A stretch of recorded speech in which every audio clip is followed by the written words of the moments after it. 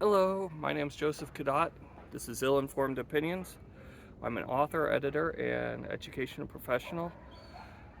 My most recent novel is Job Herself, a space opera focused on the revenge of an asteroid princess against her usurping brother. And my most recent collection, which I have edited and contributed a story to, is Fake News. Conspiracy theories as if they were real history. So, I'm in front of a marsh here at low tide for literally no reason related to the content of this video, but why not? And today we are going to be talking about something related to conspiracy theories, which is NFTs. So, let's have fun with some NFTs. First thing we have to discuss about NFTs is what they are, because apparently everybody has to talk about this. Non fungible tokens are simply a way to represent a purchase which you have made that has been recorded. It's a unique purchase and it's recorded uniquely. The thing that you purchase has no bearing on its value. It really doesn't. If you've seen NFTs and you see the artwork or the content which people are purchasing, you know that's not important. Content doesn't matter. What the artists who make these things do don't matter at all. The entire point of an NFT is to have made a purchase and have it recorded, and then later sell that record of the purchase.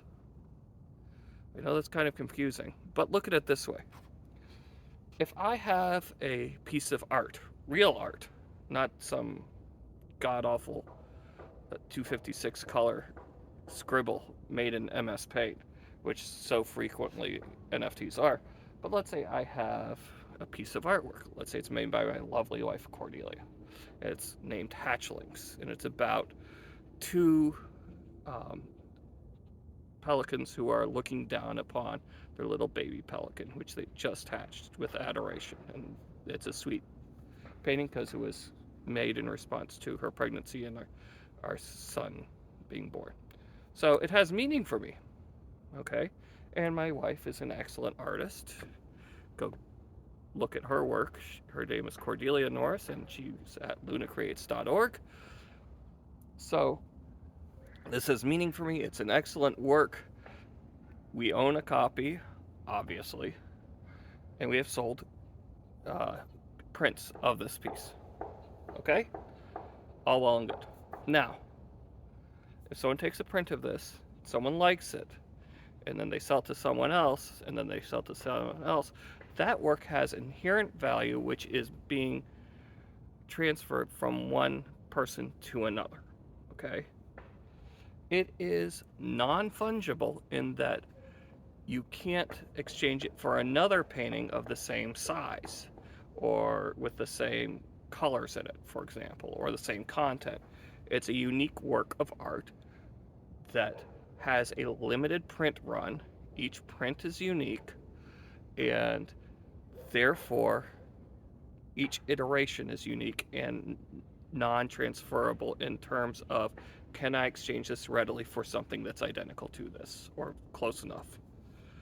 Okay, that's what non-fungible is. You can't exchange it for something that's similar without making a significant shift in terms of what the thing actually is. If I have a gold ring, and this is a gold ring from a pawn shop, which has been my wedding ring for 20 years, or, I don't know. I'm sure my wife, no, it'll be 20 years soon. Yeah, that'd be then I can take this gold ring, exchange it for an identical gold ring, right? And that is fungible. If I put one down amongst a bunch of others, I wouldn't necessarily be able to tell which one's mine. I mean, I can because this one's broken in ways that are specific to me, like it's cracked there where we had to resize it with a hammer. But for a bunch of, if you put down a bunch of other rings and you cover the crack, no one know what the difference is. So it's fungible.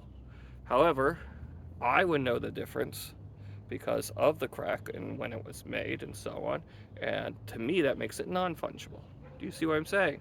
I can't just pick out a random gold ring that looks like this. I would know it's not my ring. This ring has an inherent value. Okay? So, another great example is pretty much any commodity. A bushel of corn is functionally a bushel of corn. Each individual kernel of corn and the way they're laid out in the bushel and so on may be different. But as far as anybody who is actually going to use the corn is concerned, a bushel of corn is a bushel of corn. Okay? So, that's what the fungible part is, and a lot of people get that confused, and that's okay. It's not a commonly used word, which my wife reminds me every time I bring it up in conversation. So, now, your non-fungible token means you have a unique thing. Great. You wish to sell your unique thing. That's also great. We've had non-fungible tokens. Again, art is an excellent example of this. Since we started creating art, really.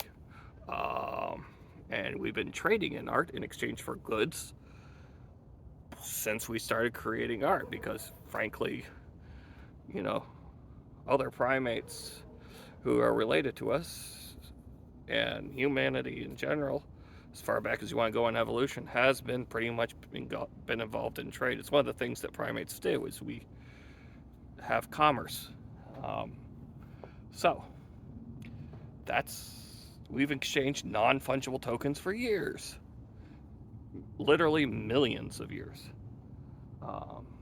Unless you want to say art started around 200,000 years ago, which there's an argument to be made, but we're not going to get into that. So let's look at the current non-fungible tokens.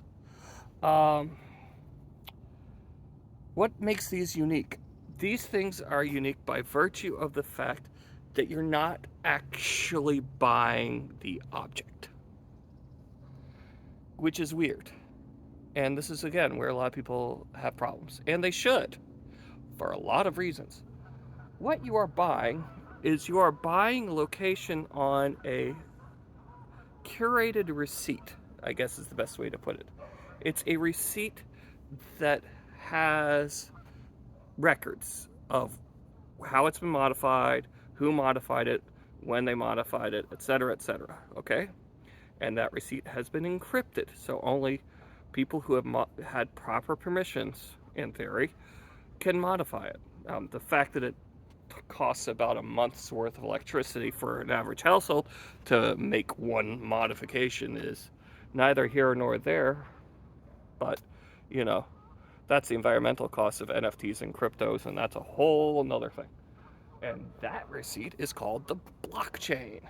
And the blockchain is a special thing, which is inaccurate in theory. And as far as practicality, it sure might as well be, is a record of transactions. Now, the idea behind a blockchain is brilliant, okay? And being able to record provenance, which is really what that is, which is like, I know that this is a legitimate piece of artwork and not a copy because I can trace its ownership back to when the artist made it. That's provenance. That's what the blockchain allows, okay? You can trace its ownership back to when it was created. And that's important in the art world.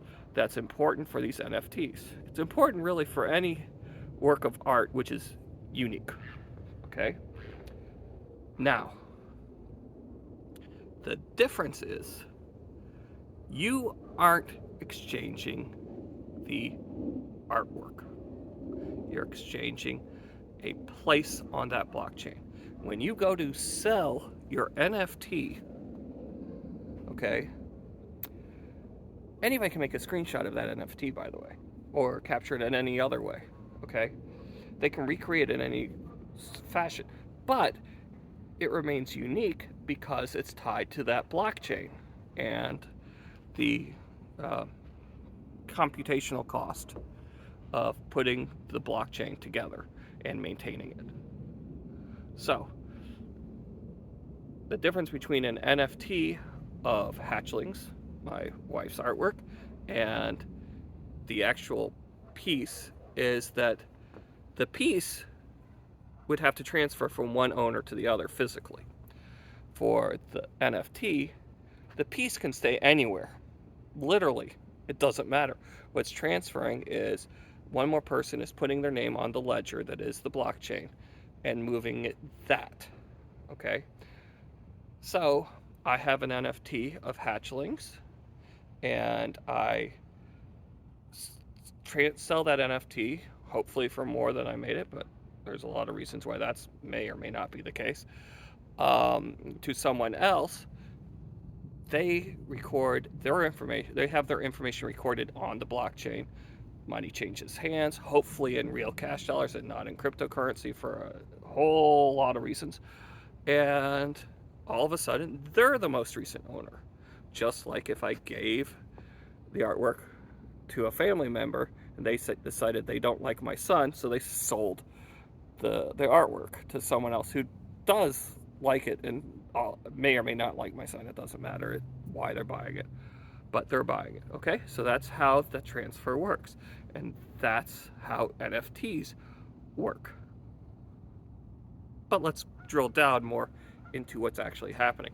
So when I sell an NFT, I am selling the next place on the blockchain. So when I buy an NFT, I'm the person who just bought it, not the one who sold it. I am having my name entered in to the blockchain as the current owner. Not the previous owners, all of those are on record, but the current owner. That's all you're buying. Now, what's the value in that? Well, the value in that is literally the fact that you are saying, I am the current owner of this. That can be used in a variety of ways in terms of basically stakeholding. I can say that this NFT represents anything, really, because it's arbitrary. It can represent a piece of property, it can represent 3 hours of time, it can represent a tree that you planted. I mean, it really doesn't make a difference. But what you're saying when you transfer that is you're transferring you're transferring the ownership in that way.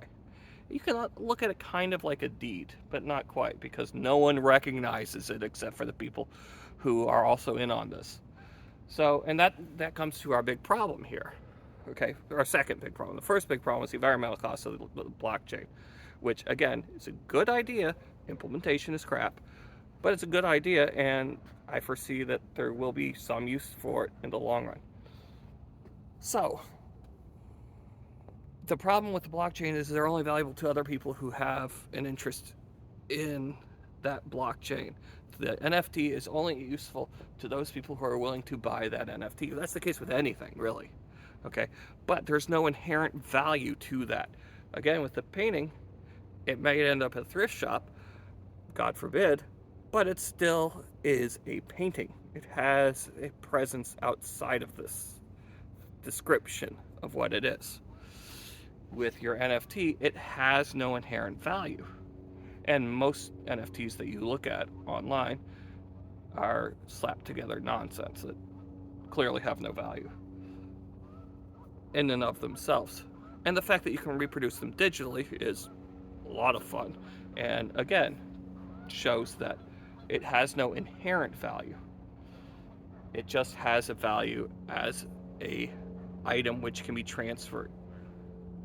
Okay, this isn't as much of a problem as some people think, and it's more of a problem than a lot of other people think. The reason why it's not a problem conceptually is that's pretty much what any money is. Okay, even if it's an actual like physical specie currency like gold, or the most popular money of all time, cowrie shells, that their value is established by virtue of the fact that they're tradable to somebody else is pretty much, that's kind of like an NFT, except NFTs are non-fungible and gold is extremely fungible. So, so that's okay, right? All right, but what's the problem? The problem is it's functioning like a currency, except the currency's value varies depending upon what the most recent people purchased it for and what people are willing to buy it for. You have created a currency whose value inherently fluctuates and has no real solid basis. This is extremely problematic. And the reason why it's extremely problematic is that as the value fluctuates, what you can buy with it and what it's related to in terms of its economic place, which is all that an NFT is. That's all that it is. It's an economic placeholder. Its value varies based on vagaries which are completely unrelated to how it will be used, which is fine. Most fiat currencies that exist today are that way. But it's also unrelated to, say, your inherent value or your trustworthiness, which is where fiat currencies trump NFTs and crypto, because they're based on a very specific entity's value, usually a bank or a country's. And your worthiness in terms of like your credit score or how much you have in assets or what you're planning to do with your life, your education, anything that's could be considered capital, except for what you're planning to do with your life. That's not capital. That's just but anything which can be considered capital is decoupled intentionally from the NFT, which means that there's no way to establish a set price based on other similar objects, which means that I can buy an NFT for $10, sell it for $100,000, and if someone buys it, that's what it was worth. I can sell it for $5, which is much more likely, actually $1 or less, because the value of these things hyper fluctuates. That's what it's worth. You have no reliable way to determine value. And when you're dealing with something that's related to your personal wealth or even the wealth of your family or your nation, not having a relatable value means that the arbitrariness inherent in it makes it pointless. Let's give an example. This is a fun one. This is why I'm actually doing this.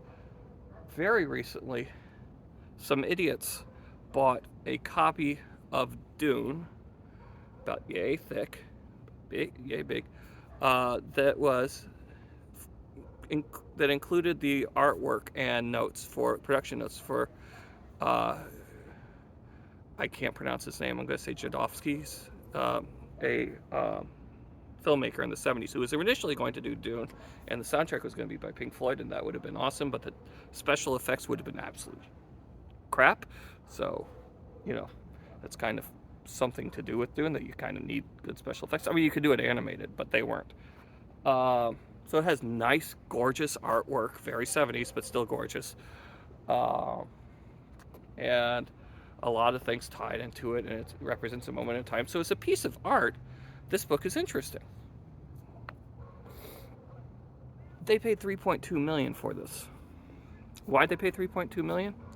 Because they thought that the thing has value besides its inherent value as a book that has some art in it. Bear in mind, the art has been widely distributed. The book is widely distributed. I mean, you can probably go get a copy right now.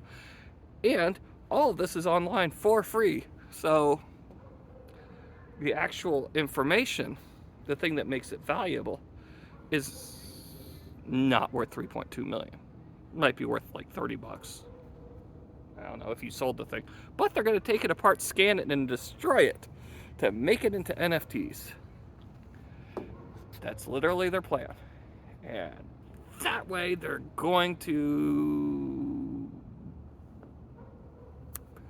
I don't know what. Because, again, you can get this You can go to Amazon or eBay or your bookstore, your local bookstore, which you should do over Amazon, and order it. There's a decent chance that there's a university library or your local library will be able to acquire it through a through interlibrary lending. Okay.